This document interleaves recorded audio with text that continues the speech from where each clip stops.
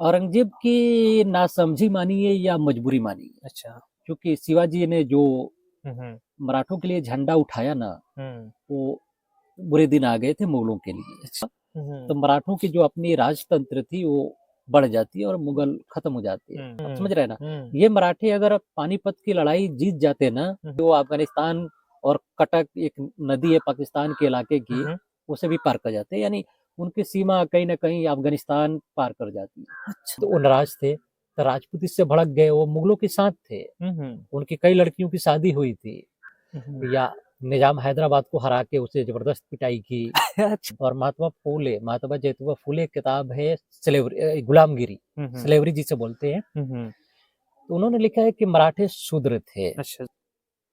तो टोटल हिंदुओं की जो नौकरी थी टॉप लेवल में, उसके 50% मराठे थे मुगलों के यहाँ। तो ये मराठे आखिर पावरफुल बने कैसे? राइट तो सर। सर, इतिहास में माना जाता है कि राजपूत बहुत बहादुर थे, बड़ी महान थे। लेकिन उनके रहते हुए भी यहाँ पे मुगल बहुत ज़माने तक शासन किए और राजपूत उन्हें हरा नहीं पाए। वहीं पे ये मराठा थे जो थे मुगलों का नाक में दम कर दिया था। आखिर इसके पीछे रीज़न क्या है? सर, आप इतिहास के जानते हैं, थोड़ा रोशनी डालिए हमारे व्यूअर्स को बताइए। थैंक यू, हुँ। आप हमसे बुलाए हैं। हुँ, जी सर। बात यह है कि मराठे कैसे इमर्ज किए और राजपूतों ने उतना इमर्ज क्यों नहीं किया। Right sir. देखिए, बात यह है कि मुगलों की आप जो एडमिनिस्ट्रेशन देखेंगे हुँ। हुँ। औरंगजेब तक आते आते, हुँ। हुँ। तो टोटल हिंदुओं की जो नौकरी थी टॉप लेवल में, उसके 50% मराठे थे मुगलों के यहाँ। उस समय के जो सबसे बड़े पोजीशन था, जो गवर्नरी थी, हुँ। हुँ। या सेनापति होते थे, जनरल होते थे, कर्नल होते थे, हुँ। या फौजदार होते थे, कमिश्नर होते थे, अब जो भी मानिए, मनसबदार जागीरदार जो भी मानिए, राइट सर। टोटल हिंदुओं की 50% मराठे थे। हुँ। और महात्मा ज्योतिबा फूले किताब है स्लेवरी, गुलामगिरी, हुँ। हुँ। स्लेवरी जिसे बोलते हैं। हुँ। हुँ। तो उन्होंने लिखा है कि मराठे शूद्र थे। अच्छा सर। वो शूद्र थे, आज भी ओबीसी की डिमांड कर रहे हैं कि हमें ओबीसी बना दो। तो इनकी जो 50% की रिप्रेजेंटेशन थी, ये मुगलों के लिए काफी भारी पड़ा। मुगल इसे नहीं समझ पाए। हुँ। भारत में आज जब मराठों की तादाद है 2 से 2.5%, राइट सर। वैसे वक्त में जब हिंदुस्तान, पाकिस्तान, बांग्लादेश, अफगानिस्तान, हुँ। हुँ। म्यांमार के कुछ हिस्से तब भारत में थे, अखंड भारत था इसका मतलब। अखंड भारत में थे हुँ। वो हुँ। सारे, हुँ। हुँ। उस समय मराठों की आबादी 1% से कम हो गई।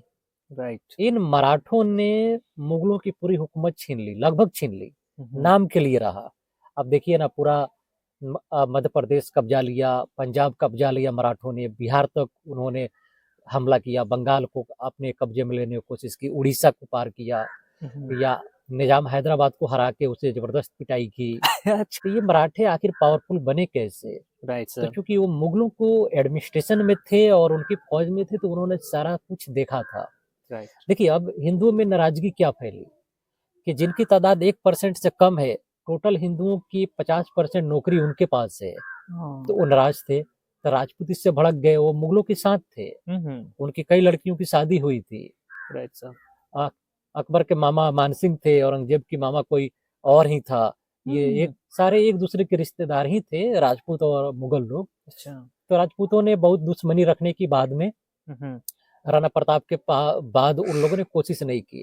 राइट। मराठों ने, क्योंकि उनके 50% टोटल हिंदुओं का रिप्रेजेंटेशन था। आप पढ़िएगा, अतहर अली की किताब है मुगल नोबिलिटी अंडर औरंगजेब, हुँ। इसमें लिस्ट है। अगर हमें कभी टाइम सर ने दिया तो हम आपको बताएंगे, पूरा नाम बताएंगे हुँ। हुँ। कि 5-5 हजार फौज के कमांडर, 10-10 हजार फौज के कमांडर थे। इसकी प्रीवियस वीडियो में हमने बताया है, पहले वाली राइट में। सर।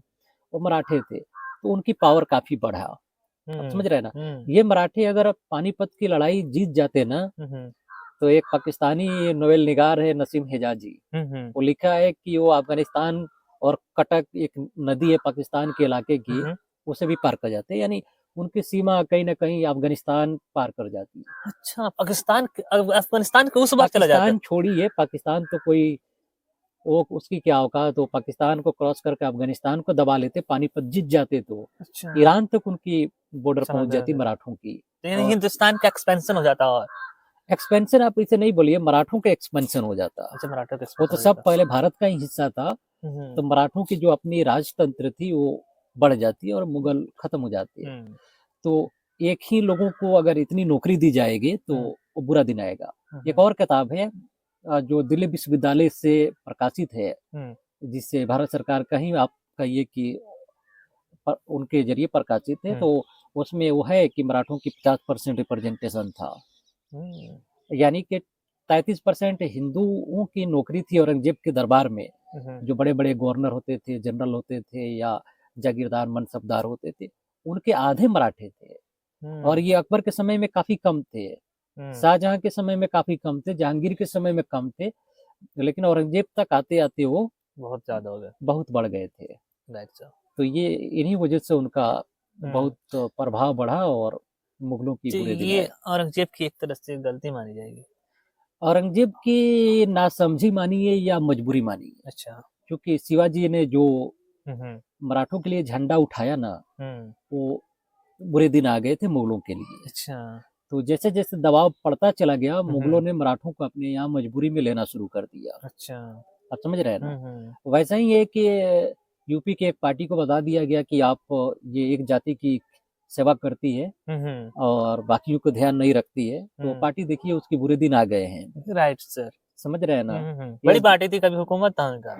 हाँ, तो बुरे दिन आ गए। अभी एक खत्म। दो भी जिता लेना वो तो बड़ी बात है उसके लिए, तो अलग हम्म, बात है। हम्म, तो मुगलों के साथ यही हुआ। अच्छा, जब उनके पास ज्यादा नौकरियां गई तो जाट नाराज हो गए, हम्म, जाटों ने रिवोल्ट की, हम्म, राजपूत नाराज हो गए कि पहले जो हमारी अकबर की तरह भाव मिलता था, हम्म, जहांगीर के समय हमें इज्जत दी गई, शाहजहां के समय मिला, अब औरंगजेब सिर्फ मराठों को भरते हैं, तो वो नाराज हो गए। काफी खान ने लिखा है कि यहाँ तक कि जो खानजाद थे, खान साहब लोग थे मुसलमानों के यहाँ, जो मुगलों की सेवा में बहुत पहले से थे, उनके पास नौकरियां नहीं थी, वो बेरोजगार थे।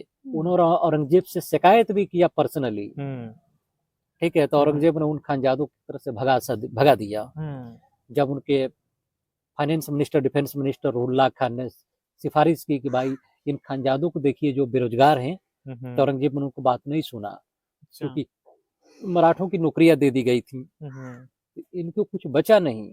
राजपूत इसलिए नाराज थे कि अब हमारी भी रिप्रेजेंटेशन कम पड़ रहा है। सर जदुनाथ सरकार ने यही तो लिखा है हम्म, कि राजपूतों की नौकरियां औरंगजेब तक आते आते कम हो गई थी, और इसी की काउंटर किया अतहर अली ने मुगल नोबिलिटी अंडर औरंगजेब में। उन्होंने दिखाया कि राजपूतों की जो नौकरियां कम हुई, हम्म, बड़े बड़े जनरल, कर्नल, गवर्नर जो होते थे वो कम हुए, तो यही इनकी कट करके मराठों को दिया गया, और मराठे इमर्ज करते चले गए और एक तरह से मुगल हुकूमत को अपने कंट्रोल में ले लिया। हम्म, मराठों की आप देखिए कि पानीपत हारने के बाद भी मुगल एम्पायर शाह आलम को हम्म, अंग्रेजों की कैद से निकालकर इलाहाबाद से दिल्ली के तख्त पर बैठाया कि आप महाराज यहीं रहिए और हम आपकी मदद करेंगे। मराठों ने निकाला अंग्रेजों से। हाँ, इलाहाबाद से वो लेके दिल्ली तक गए, शायद ही लोग और जानते होंगे। माधुराव सिंधिया थे, उन्होंने शाह आलम को बैठाया। हम्म, ये बात है।